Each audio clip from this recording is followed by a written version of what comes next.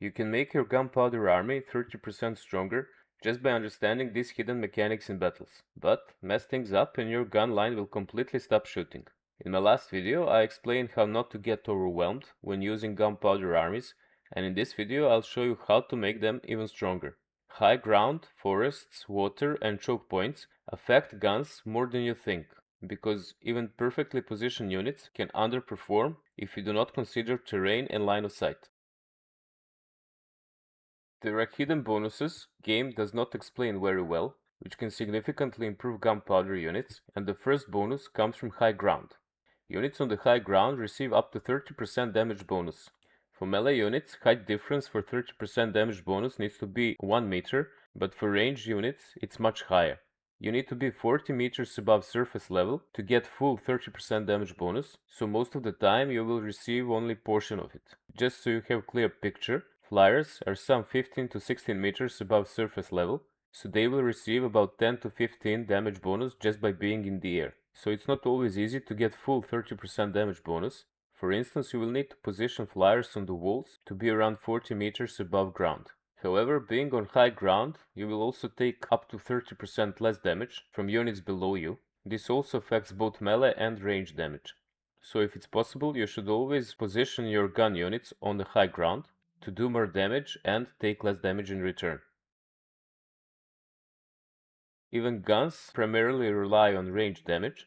Being on high ground will also help them in melee. If an enemy charges uphill into your gunnery units, they will take less damage, but also do more damage in return, which can help. Also, if you fight on the hilltop, enemy units will receive less charge bonus and will lose stamina quicker, making them more tired in return, which also might swing the fight. But the biggest advantage of high ground is that your units will get clear line of sight, which will make doing damage easier. This is, however, on normal battle difficulty. On very hard, with AI stats boost to maximum, AI stats boosts affect melee more than range, because AI cheats only affect reload speed. Still, high ground will negate some of the AI bonuses, and the units will actually win fights more easily. Another terrain that hugely impacts gunpowder units are forests. Now, forests do not completely block line of sight, but they block shots. If you zoom in the camera in the forest, you can clearly see that there are some positions where you can see outside of the forest. However, if the unit starts shooting from the forest outside, many bullets will hit trees and the unit as a whole will do a lot less damage. So forests are biggest enemy of any missile armies, including gunpowder armies, and the only exception is if you position units on the very edge of the forest. Now this was the buff that was introduced in Warhammer 2, which allows missile units positioned in the forest and firing outside to ignore trees for a half a second. That way you can receive protection from the trees, from the units firing at you, and also do full damage to any units outside of the forest. Now still, you should always try to avoid forests if possible, but you can use forests for some tactical advantage if you need to. Now forests actually can be used even with gunpowder armies to provide you with huge melee bonus against large targets, because large units will have 20% reduced melee attack and melee defense and speed when fighting in forests. Most of the time this will not swing battle in your favor, but it can help. Water terrains also can have impact, not on the missile damage, but in melee. Water is the only terrain you should actively avoid with your infantry gunpowder units. It will not affect their missile damage, but if any enemy unit gets into combat with your guns, they will win fights easier, because in water, infantry receives debuff of 20% melee attack and also speed. And you should be especially careful if there are aquatic units in enemy army, because those units receive 20% melee attack and melee defense when fighting in water. So the simple rule is try to never go into the water, but you can still use water as a barrier to slow down approaching enemy units. Now the corridors and choke points have huge impact on gunpowder units. They do not provide any stat bonuses, but they protect your flanks and also force enemies into blobs. Shooting into dense enemy formations inside of the corridors hugely benefits gunpowder units, because less bullets can miss the target, and that will result in more damage overall. You should always try to bring enemies into tight corridors if you have gunnery units. However, it's not all good stuff, and terrain can also cause problems.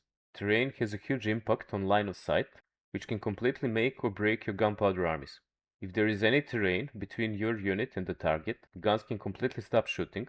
Hills and forests, but even small dips, bumps and elevations on the ground can make your unit stop firing. Even on the open ground, you should always zoom in with the camera to check the surface for any possible obstructions, and if you see there are any bumps in the way, you should never position your gunnery units on that location if you want them to shoot all the time.